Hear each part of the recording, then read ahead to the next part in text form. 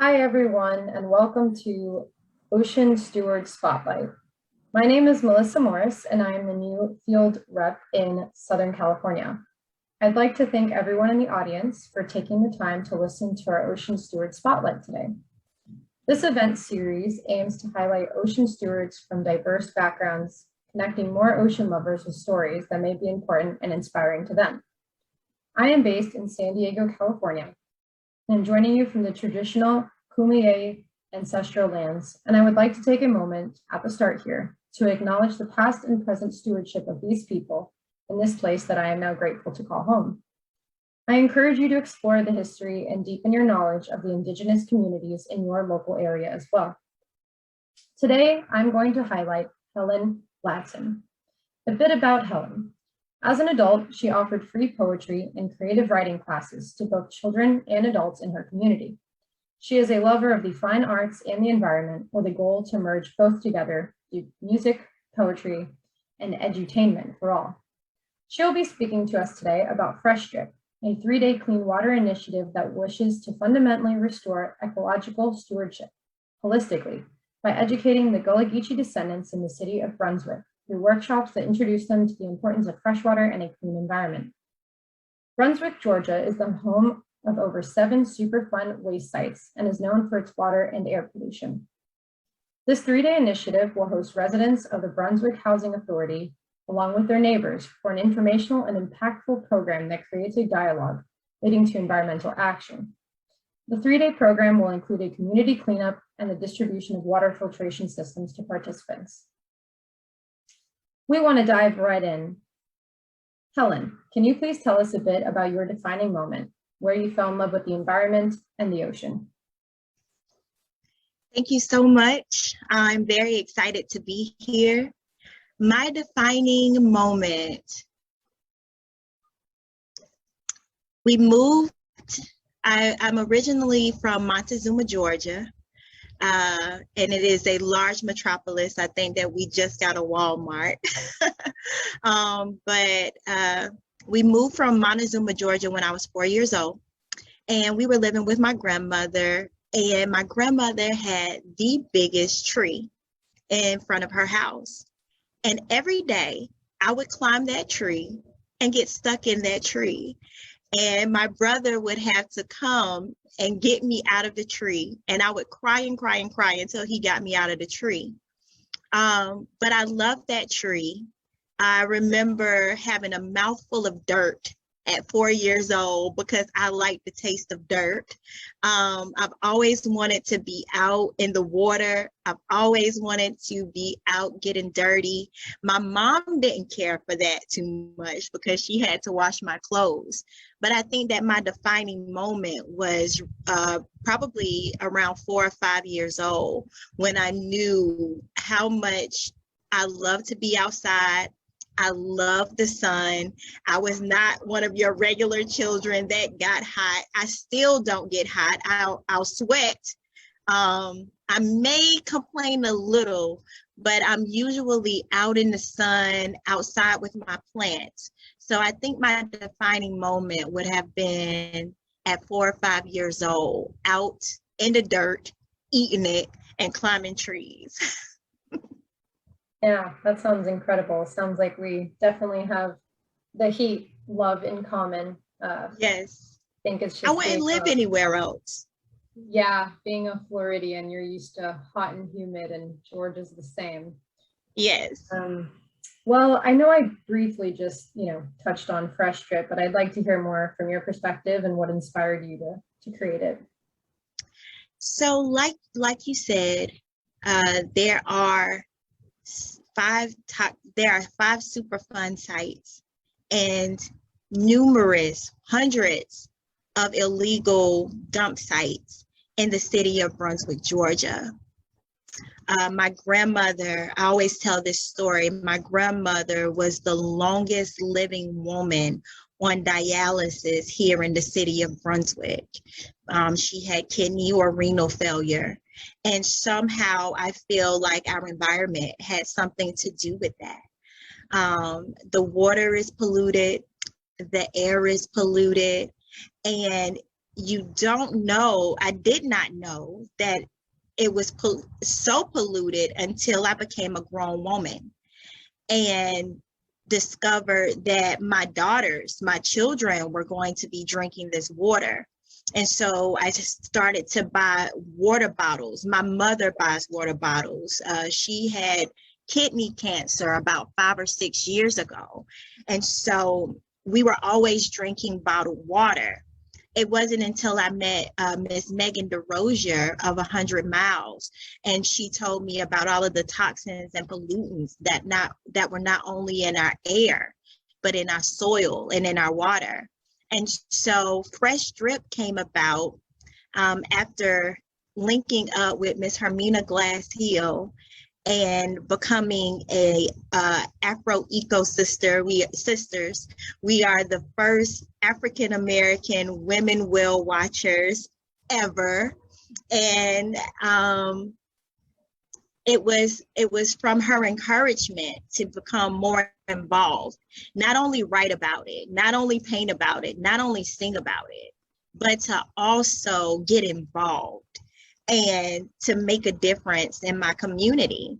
And so water bottle pollution, although we're using water bottles to combat the toxic water, although we're combating the toxic water, we're actually adding to the problem, the crisis, by drinking bottled waters.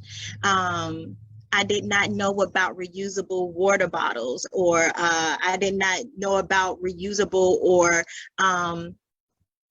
paper straws. And so when I learn something, I want to tell everybody about it. I want to help everyone. And so F.R.E.S.H Drip came about because, one, economically, buying water bottles is not helping our community. The Brunswick Housing Authority is supposed to be a place where people become economically stable to branch out and move out of the housing authority. But if you do not have enough money saved from buying water bottles or things that are necessities to life, you don't have the time to save and move out. And so I wanted it to, one, be an economic resource for my neighbors. And I also wanted to educate my neighbors as well, because we're left out of so many conversations. Although African Americans, especially African Americans who live in low income communities, although we have a smaller carbon footprint, we still have a carbon footprint. And our footprint is as important as those who have a larger carbon footprint. And I think that by educating, it leads to liberation of the mind, it leads to liberation of the spirit, and we can see ourselves in our environment. And when we leave or exclude people out of conversations, that is when we have a lot of apathetic people who cannot see themselves in environment. And so I want to strengthen and empower my community by allowing them or letting them know, informing them, you're important, you matter, what we drink matters, how we live matters, and we're a part of this bigger system. Not economically, I'm talking about the ecosystem, from the itchiest mosquito to the North Atlantic right whale. We are right there, and we have been placed here to be stewards of this beautiful world that we live in. There's no place like it. Love that. I love all of that. And I agree. I think there are groups that haven't had a voice as strong as others. And my family is Latinos, and it's been hard to really have them have a specific voice in conservation and in the environmental protection. It hasn't been as easy as it has been for other groups, but the importance is now that everyone will have an equal voice. In regards to spirituality and the movement, I know that you do a lot with poetry and music. So how Could you explain a bit about that and how that correlates with your love for the ocean, whether it be whales or plastic pollution or all of the above? Poetry has been my saving grace. I am the unpunishable child. I am the middle of three. I have an older brother and a baby sister. She hates when I call her the baby, but that's who she is. And I am the unpunishable child. And so my mom would send me to my room and take my TV and take my Barbie dolls, but she never took my pencil away and she never took my paper away. And so it started off with short stories. And then when I was introduced to the poetry or the writings of Dr. Maya Angelou, and also my all-time favorite, Miss Nikki Giovanni. I love Miss Nikki Giovanni because she doesn't have to rhyme to get her point across. I knew that I wanted to write. And I started off mimicking Dr. Maya Angelou. I started mimicking Nikki Giovanni, and then I started to find my voice. And poetry has been my saving grace. And what's so funny is I visited the ocean on Monday. And since then, because there has been so many blocks, inspirational blocks with COVID-19 and school and all of that, is something about that water that brings an abundance, a wave of inspiration every time I go to visit. And so I've been writing again, and that has just been a way that I can leave my low income, poverty stricken community and just be one with the universe through my writing, through my singing, through music. And it has just been a joy to be who I be and to find my voice in the writing. I love the ocean, and oceans and trees run neck and neck with me. And so if you don't see me by the ocean, if you look at my pictures, you're going to see me by a tree all the time. Trees speak to me. They comfort me. They let me know that my roots are deeper than the branches that people try to cut off. And so it just brings me great joy, and nature brings me great joy. Wow, I love that. I love that. So in regards to F.R.E.S.H Drip, what did you say the next steps are, your overall vision to make it progress even more than it already has? So my overall vision, our overall vision is we're starting with putting 60 water filtration systems or water filtration systems in 60 homes. And we're going to start with 60 residents. And we're going to introduce them to a 3-day event. So it will be 1 day for 3 weeks. And we'll start with telling them the problems on the first day. And then that next week, we're going to talk about solutions and coordinate mini cleanups in each of their respective communities. And then the third week, we'll actually do the community cleanup and gift them with water filtration systems. My goal or my vision, our vision, is to have water filtration systems in all homes by the year 2026, and in my community. So that's probably about 7 public housing communities, different communities. So there are about 5 to 7 public housing communities, and we want everyone to have water filtration systems.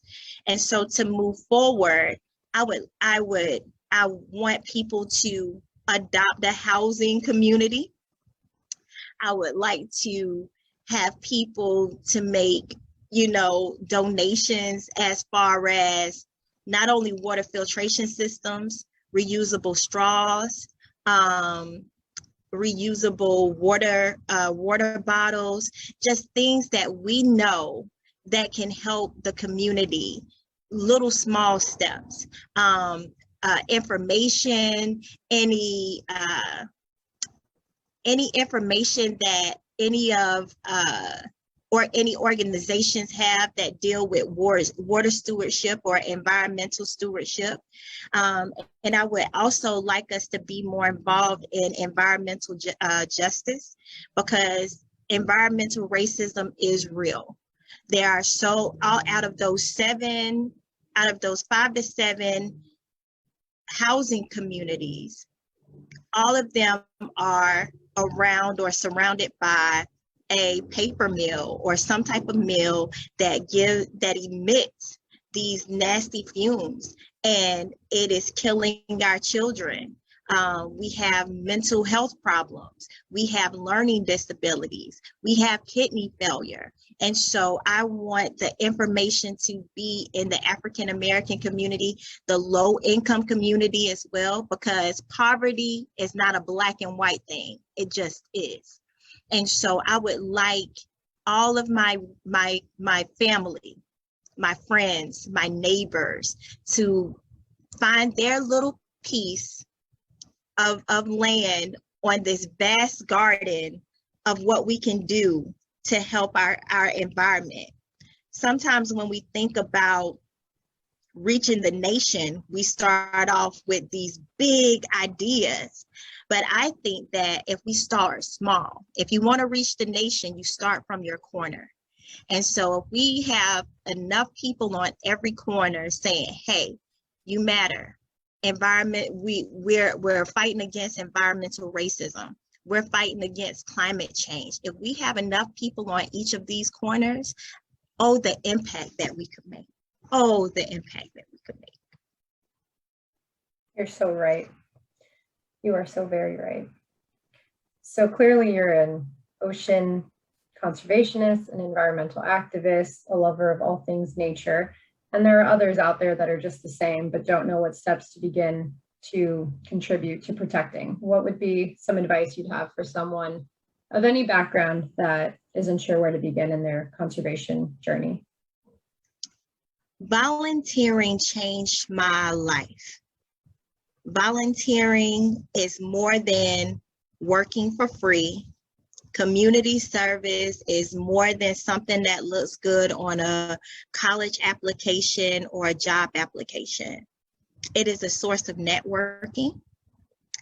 I would first find someone that's doing the same things that I'm interested in. I'm interested in history. I'm interested in a plethora of things. And so I'm the type of person that will walk through an organization's door and say, hey, what can I do to help? Everybody is not like that. I would say, look online. Start reaching out to people that you know are interested in the things that you're interested in. The thing about social media is it connects you to people so quickly. We didn't have that in the 90s. I'm a, floppy disk kid, right? And so the internet was just being introduced when I was like in the 5th or 6th grade, and it was only a research tool. Now social media has taken off. It's this wildfire. And if you could find one person that sparks that fire within you, follow them. Find a mentor.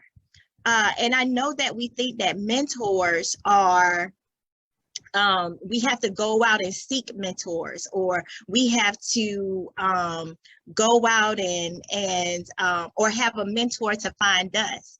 Mentorship is really just watching people and seeing how they're doing it.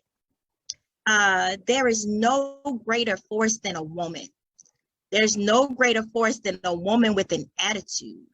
Find other women with that attitude that are down for the cause and wants to help lift up that banner. There's power in numbers.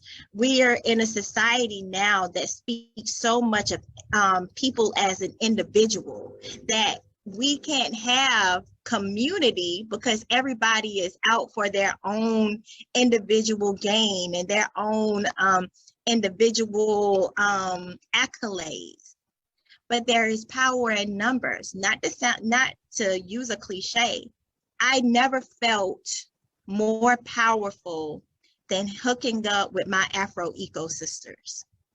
I've never felt more powerful to be amongst a group of women. I don't have to be like you. You don't have to be like me, but we have a common goal. And you bring your gifts. We all have gifts. We all have something that makes us special. Use it. Mine just happens to be sometimes the gift of gab or, being overly friendly. But whatever your gift is, use it and make it work for you. And don't wait for a big group of people. If you have 2 or 3 people that are down with you, y'all already have an army. Okay. And so you don't need a big crew. We're not going to a breakdancing class or anything like that. You know what I mean? We're like, I got to have a crew. I got to have people around me, right? No, 2 or 3 is enough to start and set this world afire. And that would just be my advice. Link up with like minds. Don't look at this. Don't look at the blanket. Look at the heart. Look at the mind. Look at that spirit. Look at what they're doing in the community. If they're moving out of grace, if they are moving out of love, that's where we want to gravitate to. So many times, I think we put ourselves in boxes and categories that we end up missing the whole pie. One of my dear friends would say, you can't see the whole donut because you keep looking at the hole. Okay? So don't look at the whole. Don't look at what you don't have. Take what you do have and make it work. Make it work. And it will. It will. Your gift will make room for you. It's a slow climb. It's not easy. But once you find out who you be, nothing can shake you. Nothing.